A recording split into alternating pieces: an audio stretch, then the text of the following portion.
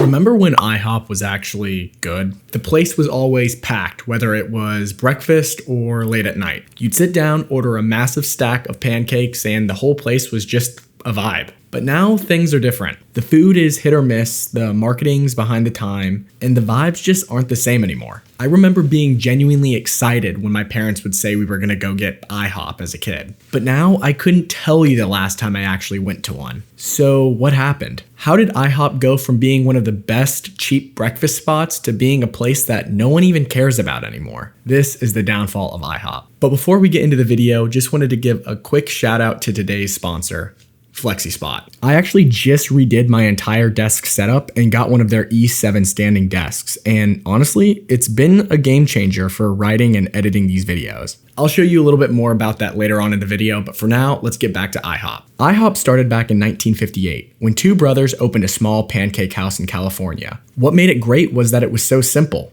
Cheap coffee, big breakfasts, and the name International House of Pancakes made it sound way fancier than it actually was. And for a while, it was the go-to spot for families and anyone who wanted a decent breakfast that didn't break the bank. And through the 70s and 80s and even into the early 2000s, IHOP stayed consistent. I feel like this is when IHOP was at its peak. This is when I remember it, at least. It was a good place to go to get breakfast. But then everything changed in the 2010s when brunch culture randomly exploded. Places like First Watch or Another Broken Egg Cafe started popping up that modernized the brunch experience. And these new modern brunch places made IHOP just feel old. I think there were still some loyal fans, but it just didn't feel cool anymore. But IHOP panicked, and instead of embracing what it did well, it tried to reinvent itself, and that's when things started to slide. Instead of focus on being a good pancake stop, they started opening in crowded city centers right next to Starbucks and trendy brunch spots. Their strategy was to try and compete with them directly by expanding locations rapidly, and that did not work. Look at this article in which a franchisee voices his frustration at the overexpansion that IHOP had done. And then came the menu creep. Steak tips, burgers, chicken sandwiches, and about 100 limited time only random seasonal items that nobody asked for. This is when IHOP just became flat out annoying. There's no need to reinvent the wheel. Just make good pancakes. But if things couldn't get worse, then came the IHOb controversy. The International House of Burgers.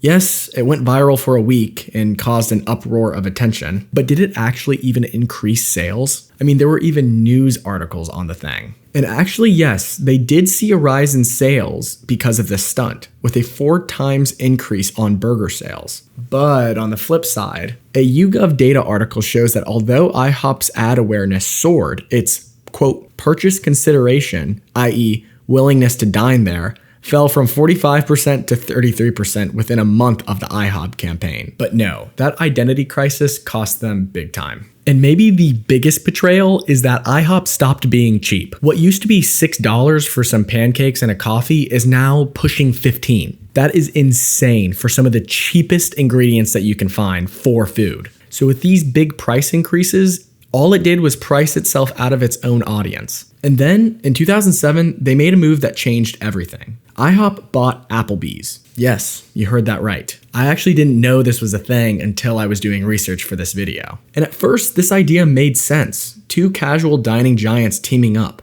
One to dominate breakfast and the other dinner. But in reality, it just pulled IHOP's focus completely away from breakfast altogether. That $2.1 billion deal turned the company into Dine Brand Global. And as you guys know, I've talked a lot about how private equity ruins restaurants and businesses altogether. But in this case, it was actually IHOP acting as a private equity firm after they bought out Applebee's. So what was their genius strategy? Franchise everything, cut costs, and drive up quarterly profits. And in the short term, it did work. But as the brand scaled up, quality control and atmosphere tanked. You started seeing the same boring interior at every location, and people were not happy.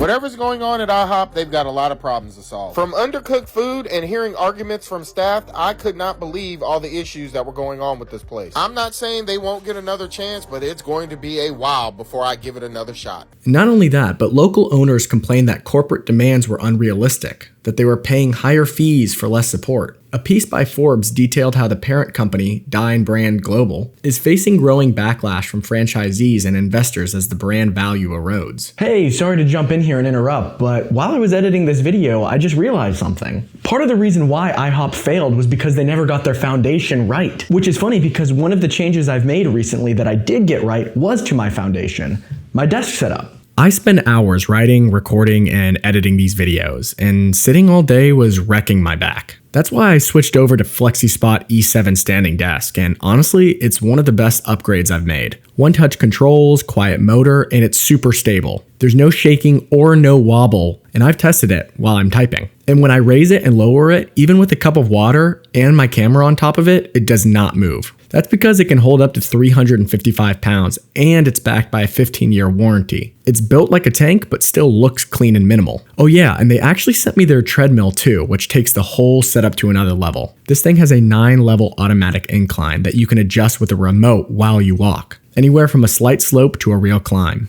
I use it when I'm writing or reviewing edits. It keeps me moving without breaking my focus. It even connects via Bluetooth MP3, so you can play music straight from it while you walk. And it's super sturdy. It supports up to 275 pounds with a 2-year warranty, so it actually feels reliable long term. I've even used it for some dumbbell workouts. Well, I guess sort of. This is the closest thing I have to a dumbbell. So anyways, if you want to build a workspace that actually is comfortable and not falling apart like, well, certain pancake chains, check out FlexiSpot.com. Their Black Friday sale is live right now too, with up to 80% off. Plus, you can use my code YTE730 to get an extra $30 off of the E7 and E7 Pro standing desk. And use code WP30OFF to get $30 off of the auto incline walking treadmill. Student, teachers, military, you all get extra discounts too. Now, if only IHOP could have found this sort of stability in their business plan. But the deeper you go, the uglier it gets. In 2011, 18 people were arrested in a massive $3 million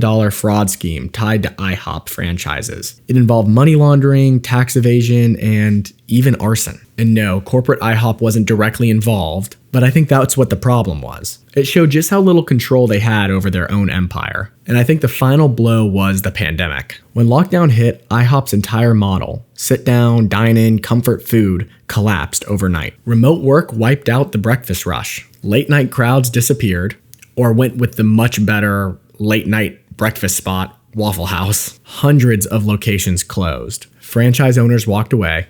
And the ones that did survive look a little like this. So what was their response? They tried to pivot and launch this thing called Flipped by IHOP, a fast casual rebrand meant to feel more like Chipotle for breakfast. Digital ordering, grab-and-go pancakes, modern interiors. It sounded like a good idea, but it rolled out in only a handful of cities and made almost no impact. I think the truth is the world had already moved on. Brunch culture evolved, and for the people who actually still wanted an old-time diner, they went to an actual local old-time diner, not IHOP. So can IHOP make a comeback? Maybe, but not as the IHOP as we know now. They have to stop chasing trends and just be the classic pancake place again. Trim the menu, get rid of the burgers and the chicken sandwiches and all the other BS. Just focus on pancakes and do it really well. But I want to hear what you think. Do you think IHOP can make a comeback? Do you go there for breakfast still, or have you not been to an IHOP in years like me? Drop your thoughts in the comments below and I will try to respond to as many as I can. But as always, thank you guys so much for watching and I will see you in the next one.